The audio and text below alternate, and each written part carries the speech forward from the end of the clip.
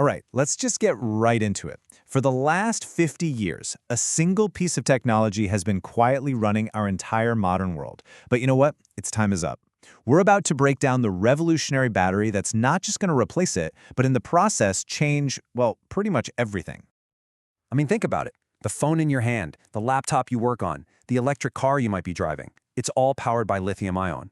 It's an absolutely incredible legacy, right? It's almost impossible to imagine life without it. But here's the thing about Kings.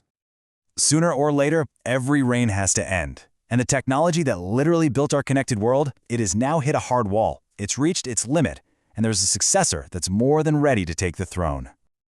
Okay, so to really grasp why this shift is so huge, we've got to look at the problems baked into the batteries we use today.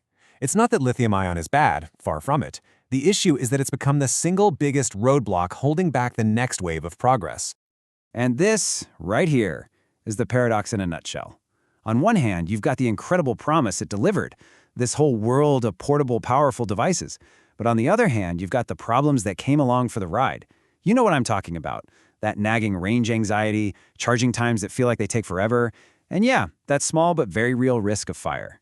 These aren't just little quirks, they're fundamental flaws in the chemistry itself. So what's the big fix? Well, it's one of those ideas that sounds almost too simple, but the results are just profound. We're basically going to take the most dangerous, most volatile part of the battery and just swap it out for something that's completely stable. You see, inside every single lithium-ion battery you own, there's a flammable liquid sloshing around between the positive and negative ends. That's the electrolyte. A solid-state battery just gets rid of it. It replaces that liquid with a super thin, solid, stable layer. It does the exact same job, letting the energy flow, but without any of the risk or any of the limitations of a liquid. And this one simple swap fixes everything at once. It's a solid, so it just can't catch fire. It can handle way more power being shoved into it without breaking a sweat. It also physically stops these little things called dendrites. Think of them like tiny metal rust spikes that grow inside a normal battery and slowly kill it.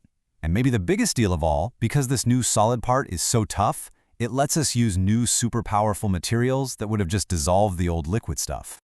So, what does all that chemistry stuff actually mean for us, for you? Let's run through the 5 killer upgrades that are about to make our current tech look like it belongs in a museum. First up, energy density. This is the big one, folks. It's basically how much juice you can cram into a battery of a certain weight. Right now, the absolute best lithium-ion batteries are topping out around 300 watt-hours per kilogram. Solid state, it's already hitting 400 in the lab, and we can clearly see the path to 500. We're talking about a nearly 70% jump in performance. That is huge. And what do those numbers mean in the real world? Well, it means an electric car that can go 500 miles on a single charge. And get this, the battery pack that does it is actually lighter and smaller than the 300-mile packs we use today. And lighter means more efficient, which ultimately means cheaper to make. Second big upgrade, charging speed. This single number just completely changes the game for owning an electric vehicle. Forget sitting around for 30 or 40 minutes at a supercharger. We are talking about plugging in, walking inside to grab a coffee, and coming back out to a car that's pretty much ready to go. Just think about that for a second. When your car has a 500-mile range and can get most of that back in the time it takes to use the restroom and buy a snack, the whole idea of range anxiety just vanishes. It's gone. It's not a thing anymore. And the hits just keep on coming. We're talking ultimate safety. You can literally poke a hole in these batteries and they won't burst into flames. That's the key that unlocks electric airplanes. Then there's the extreme lifespan. They last for so many charge cycles that a massive grid battery could work for 20 or 30 years. That completely changes the economics of renewable energy. And the final nail in the coffin. They're cheaper to make once you get the factories up and running. So yeah, a better battery for your car and your phone is awesome. But the real story, the bigger picture, is how a truly game-changing energy storage device creates this massive cascade of change across, well, all of society. It all starts with how we get around. Suddenly, electric planes and long-haul trucks aren't just a fantasy. They're actually cheaper to run than burning fuel. Then it comes for our gadgets, phones that last for days and recharge in just a few minutes. And finally, the big one. It completely transforms our energy grid.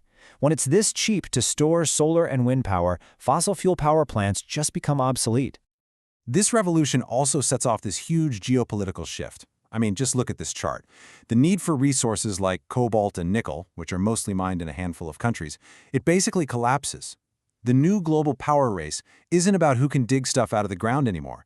It's about who has the best, most advanced factories. Power literally shifts from mining to manufacturing.